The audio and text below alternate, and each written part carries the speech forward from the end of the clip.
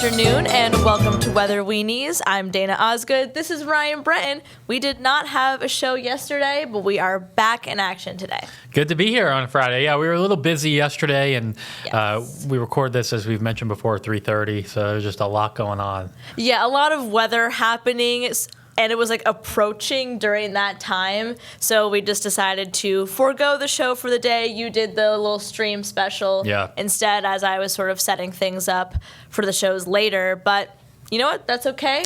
So everybody takes precedent. And we got through it okay. And Dana and I have already had this conversation Oh my gosh. off the show. But I do want to talk a little bit about the tornado watch that was issued yesterday.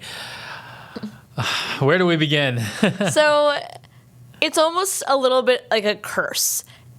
Obviously there's no like scientific backing to this, but it seems like every time a tornado watch is issued, we don't end up with tornadoes or really anything that close. It tends to be that our severe weather happens when it's almost like when we're not really expecting it quite as much. You know, and I think that goes down to the fact that a lot of the worst severe weather, it's what we call conditional, where you may have a lot of ingredients that check the box, but if you're missing one of them, it can throw everything off. And that's sort of the issue that we had yesterday, was that we had basically all of the ingredients except for instability. Right. And like, if you forget the flour in your cake, you don't have a cake. So, you know, I was comfortable with them issuing a tornado watch in New York and Vermont, largely because they had some sun there, and more importantly, it was much more humid. Here, we had just rain in the morning, clouds. We had an onshore wind. Our dew points were mainly in the 50s. Yeah, it was gonna be hard for us to cook up anything. And I mean, we had a lot of like thunderstorm wind gust damage. I actually felt that the forecast was really good because we expected, almost in all cases like that, where we're cloudy, we have showers, it's not that humid, the line of storms will almost immediately fall apart. But we thought, because there was so much wind shear in the atmosphere, the line would maintain itself to some extent across the state.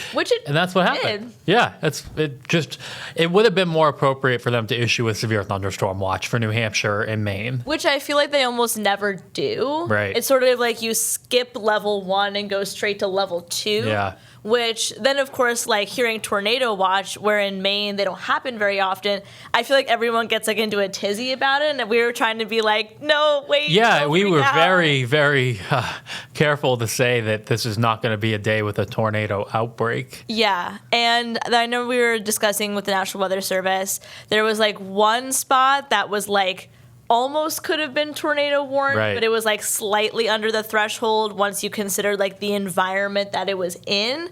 So we were like almost there. Yeah, and when you have a line, no matter what the situation is, whether it's a hot, humid day or not, when it's within a line and you're just trying to pick out little areas that may be rotating, they come and go very quickly too. And they can be really hard to see because they're trying to differentiate things like little couplets that spin versus like things that are just moving quickly. Other parts of the line don't move as fast. So it ends up being like, that's why we're glad that we have like at least 2 people.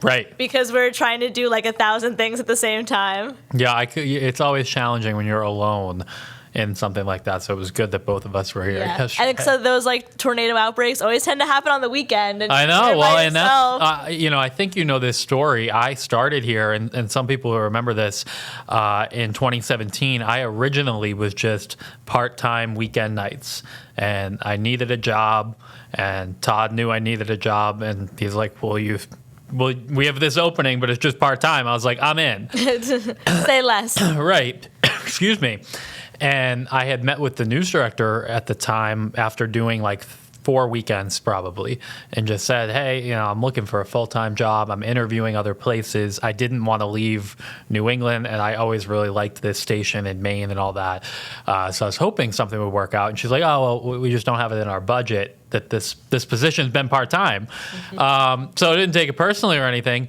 Coincidentally, the following Saturday, we had 7 tornado warnings and 5 tornadoes, and we were on for 6 hours. And then after that, fortunately, Todd went to bat, and they were able to found a way to keep me. It led to a nice career here for sure. But to your point, when you work on the weekends, you're alone most of the time, unless somebody can scramble in if it's real bad. Exactly. And like you have the rest of like the team here, like producers and reporters, but there's no other meteorologist in the room besides you, unless in like a storm center case where with snowstorms, we're planning that ahead of time, people will come in. But severe weather tornadoes are usually, they're forecasted ahead of time, but not to the extent that snow. Yeah, and it's so hit or miss. Sometimes they just may not happen. Like I was not surprised there were no tornadoes in Maine I wasn't yesterday. surprised either. Yeah. In fact, like the storm reports like centered around Bangor, like some of those actually happened before the line came in, which was kind of interesting. Because the wind itself was so gusty out of the south. It was. So it was almost like they should have extended the damaging wind threat farther east and like kept the tornado threat farther west, but it proves how difficult and nuanced forecasting can be, especially when you're trying to forecast over a large area and a very fast moving. That front was like 45 miles per it was hour. cruising. Even like our field crew, we were like, she was like, I'm on my way here, and we were like, go the other way, go here. We did hear confirmed 2 tornadoes in Vermont. We don't have the details on the strengths and path lengths yet, but the Woodstock one, there was a lot of tree damage, a motel was damaged. Yeah, we saw some pictures. So the National Weather Service will go out and like survey the damage, and they'll decide like the extent of the damage, what it's rated, how long it was on the ground, etc. Yeah, I guess the best way I could sum up how yesterday went is if you asked all of us at 10 o'clock yesterday morning, should the Weather Service issue a tornado watch or a severe thunderstorm watch? I think all 5 of us would have said severe thunderstorm watch. Agreed. But sometimes it's just the hand you're dealt, and in the moment you don't want to bash them. And you also understand the risk exists, but it's not going to be interpreted like a tornado outbreak. And we work so closely with the National Weather Service, and we have so much trust in them that sometimes with all sciences, sometimes you just don't quite see eye to eye on things. They decide to go with one thing. We would have thought something different, but we still work well together. And a lot of these things are coordinated at the national level, like with the Storm Prediction Center. Which is in Oklahoma. Yeah, the local office will talk to them, but a lot of times Oklahoma has the last word on these big watch areas. So. Yeah, so even if they're like, well, like maybe, but maybe not, the final word comes from the Storm Prediction Center, and they say, like, if we're doing this, it sometimes can override the local offices. That's just kind of how the bureaucracy works, which unfortunate because they know our area better, but it's the way it works. Yeah. So anyway, glad there weren't any tornadoes, but that's something we wouldn't want to see. We saw plenty of thunderstorm wind damage across the state. Hopefully those outage numbers will be they're much lower now. They've made a ton of progress. That was good because I know that it was supposed to be windy again today, and they can't like put the bucket trucks up if it's too windy. So that was something I mentioned last night, but it ended up being a little less windy today than forecasted, so that definitely helped.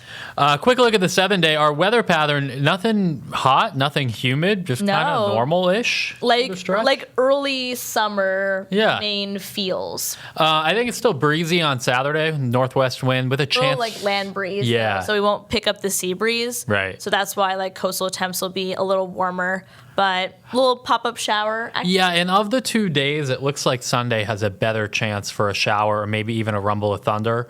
Nothing that would really be severe, but there could be a little hail because it's cold aloft, so like the little pea-sized hail, and any of those would form. So like a little bit of like an unsettled weekend, but nothing crazy. I guess the next like big thing that we're watching is like the Monday, Tuesday. There's been a little of inconsistency with exactly how far north the track is, which is like pretty important for us because it determines how far north the rain will get to or if it gets to us at all. Yeah, and this is the Euro, which the Euro and the Canadian bring it in, and just to highlight that, this is the GFS, which keeps it mainly to our south. Yeah. So, we'll leave it in there as a chance. Probably think we'll get some, but there's definitely a chance it goes rain. South. Yeah. Like especially along like mid-coast, down east coastline, I think is like your best chance for rain, like Monday night into Tuesday morning. Definitely, I agree. But if you don't like the heat and humidity, this is a very comfortable stretch. honestly, like, no real big signals of heat and humidity coming back anytime soon. Yeah, it'll be interesting to see where it lands for the month, because the first half of the month was second warmest on average. Second half of the month will not even be close to that. It'll probably like even out to the one in the middle. Exactly. I think that's going to wrap it. So Dana's birthday is this weekend, by the way. Happy early birthday. Oh, thank you. I am getting treated with pretty good weather. Yeah. So, you know, all things considered, not bad. In Maine, I've had some really sunny, nice birthdays, and I've had some really cold, foggy birthdays. So I'll take one that's nice in the middle. I agree. Well, hope you have a good one, and happy Father's Day to everybody. Happy summer, which is summer also solstice. Yes. Good stuff. So yeah, we will weather-weenies at New CENTER Maine. We'll be back next week. See you later.